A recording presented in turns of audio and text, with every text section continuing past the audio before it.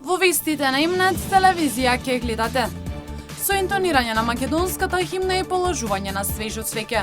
Денес се одбележа 121 година од смртта на великанот Гоце Делчев. Денешниот настан е организиран во склоп на локалната самоуправа и Универзитетот Гоце Делчев. За време на првомајските и великденските празници цената на јагнешкото и свинското месо не е покачена.